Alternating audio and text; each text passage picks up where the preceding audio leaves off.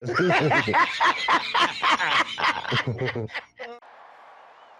about them Cowboys? Angry Cowboys fan. Born to battle. Strong chest means we never sell. America's team through thick and thin. When the sun shines bright, that's where we win. Angry Cowboys fan. What's going on, Cowboys Nation and angry Cowboys fans around the world? Y'all know who it is. It's your man, the angry Cowboys fan and Cowboys Nation.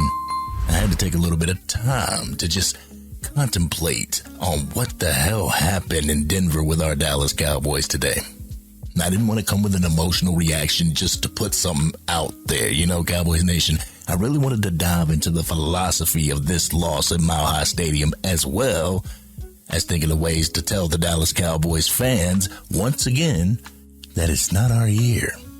Let's go ahead and talk about it during this Raw and Uncut. Get ready for the angry Cowboys fans, Raw and Uncut. I'm being keeping it real. They keep it real. That's real. Cowboys Nation, from the beginning of the game, something in me said, it's gonna be a long day for our Dallas Cowboys. I mean, I even posted it on X, Cowboys Nation. When the defense was able to get this team a turnover and the offense was only able to produce 3 points, I knew it was gonna be a long day. The way the offensive line was pushed off the line of scrimmage, I knew it was gonna be a long day. When I saw this Broncos team being more aggressive than our Dallas Cowboys, I knew it was gonna be a long day. You know, I didn't want to be the bearer of bad news, but I believe that we're 2 years early in our expectation as a fan base. This offense has a number of great players, don't get me wrong. Tyler Smith, CeeDee Lamb, George Pickens, Dak Prescott, Jake Ferguson, Javonte Williams, Tyler Booker, Cooper Beebe when he gets back.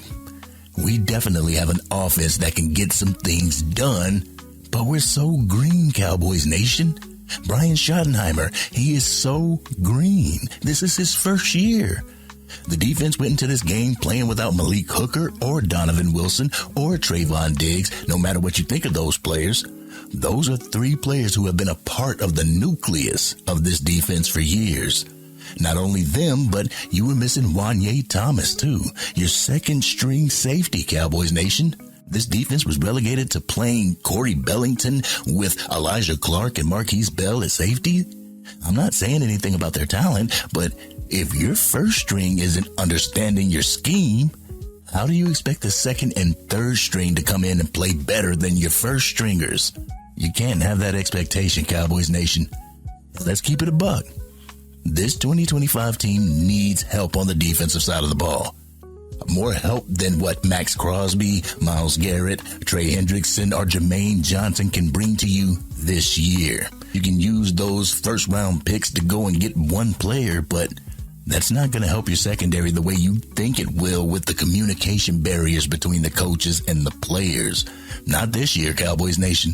I'm not saying to ignore trade talks about any of those players, but just know that you need more help than just an elite pass rusher on your defense.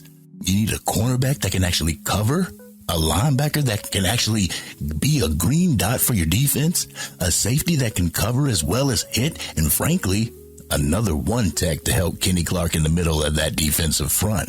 And I know what some people are going to say. We don't need another one tech because we got Jay Toya. Well, if you want to wait for him to develop into that one tech that we need, you might as well be on the hunt for a new franchise quarterback because it's going to take Jay Toya a few years to get where Cowboys Nation needs him to be. And as far as this offense, the offensive line isn't as great as some people would have you believe, Cowboys Nation. There's a couple of weak links on this offensive line, and I'll let you choose the weak links that I'm talking about because I'm pretty sure that we're on the same level. One, I can understand because he's only in year 2. But Terrence Steele, I can't have that man continuously putting my quarterback in harm's way because he keeps getting beat off the line of scrimmage. In a rhythmic and time-based offense, you have to give your quarterback and receivers time to hit their marks so the play can be successful. Dak Prescott was running for his life back there, Cowboys Nation. And just because I start with the offensive line doesn't mean that I don't have any smoke for Dak Prescott. Dak, 2 interceptions is not helping your team come back in the game. 2 interceptions is only putting your team further in the hole. I know I'm not telling Dak Prescott anything new when I say that ball security needs to be a priority, but Dak, ball security needs to be a priority. You can't be a contributing factor to why your team is losing. If you're no good, then your receivers are not going to be any good. I'm not saying that they pay him $60 million for a reason, but I will say that you have that C on your chest for a reason.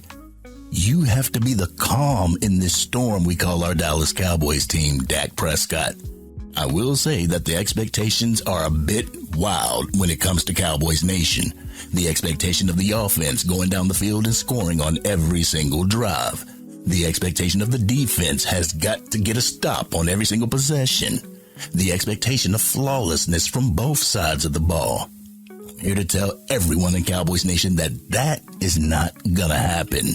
There's going to be times where your defense isn't playing their best football and your offense, including the offensive coordinator, needs to help mask the inefficiencies that the defense possesses. My thing is this. When you have a bottom-feeding defense, how can the offense find comfort in knowing that the defense can help return the favor by masking some of the offense's shortcomings? That is supposed to happen, Cowboys Nation. That's why they harp on complimentary football. And speaking of complimentary football, Brian Schottenheimer has to compliment the offense while out on the road too, Cowboys Nation. Y'all see the difference in performance when the Cowboys are at home as opposed to on the road. What happens when you're on the road? More crowd noise, more barriers to communication between the players and the offense. With that crowd noise while on the road, it's hard for Dak to command this offense the way he would at home.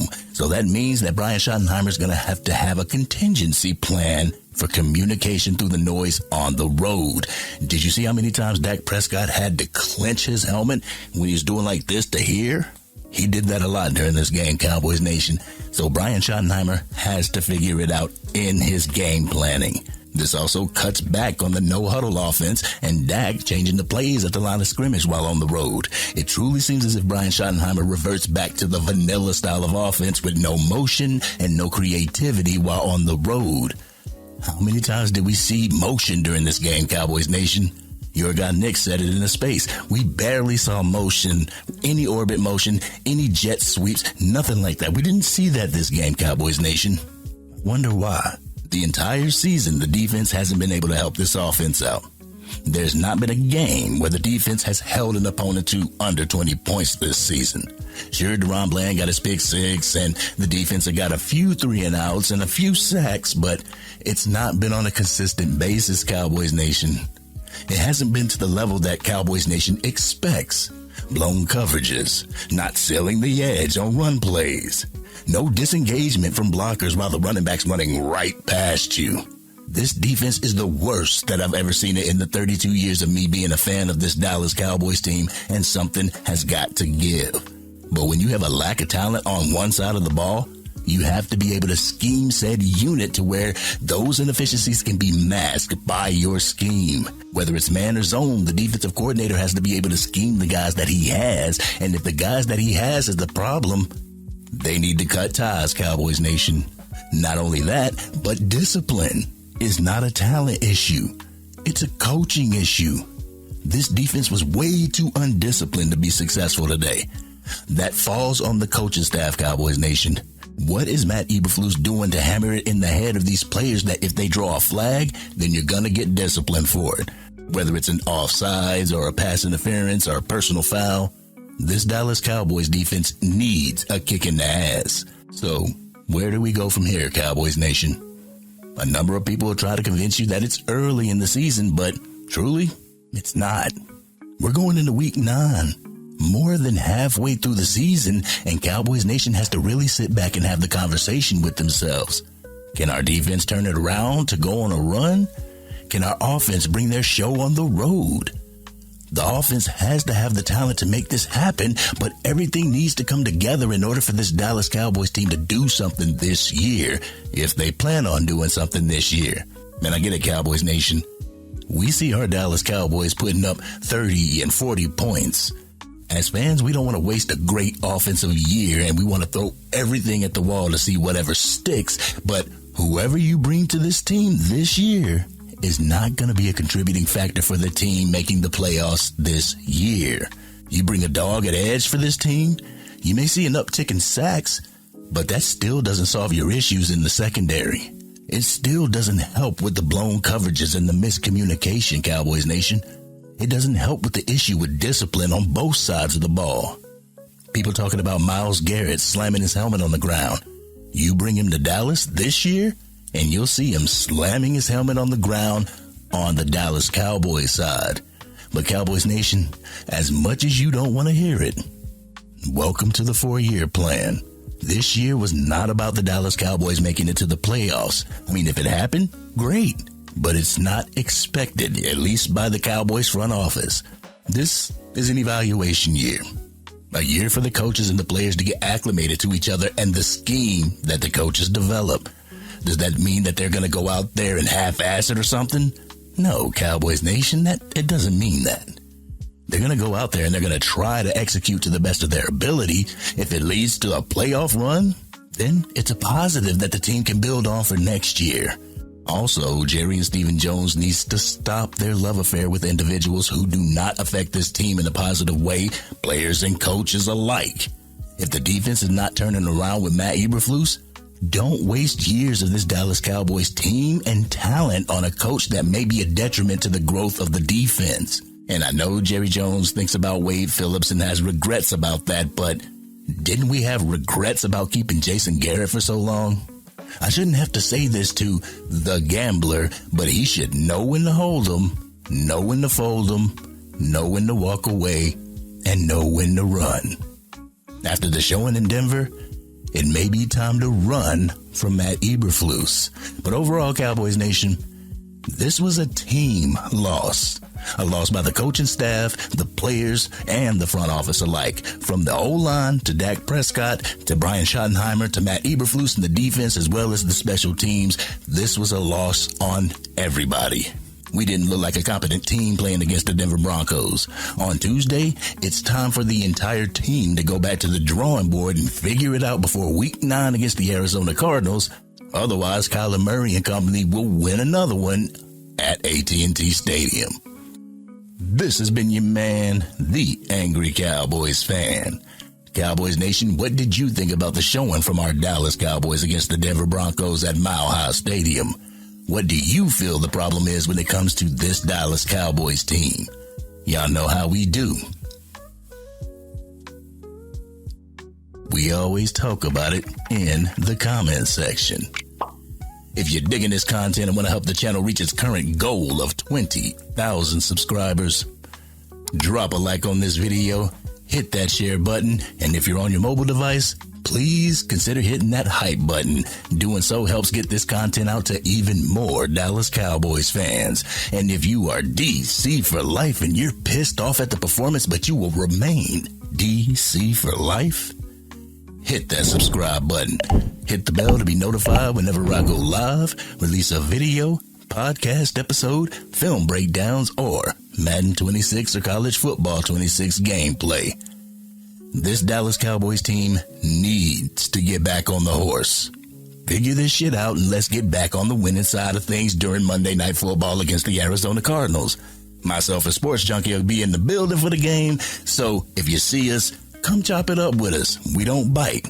We'll be there for the tailgating and the pregame festivities, so make sure you come and holla at your men.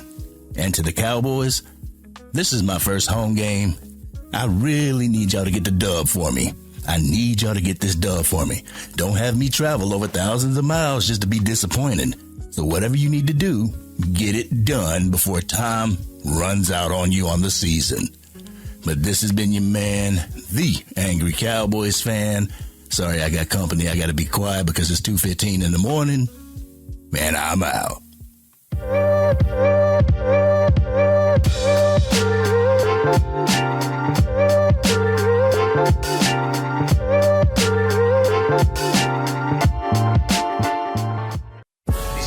Dang, Angry Cowboys fan, you done made it through the entire video. But if you want more content, you can definitely go to this video right here.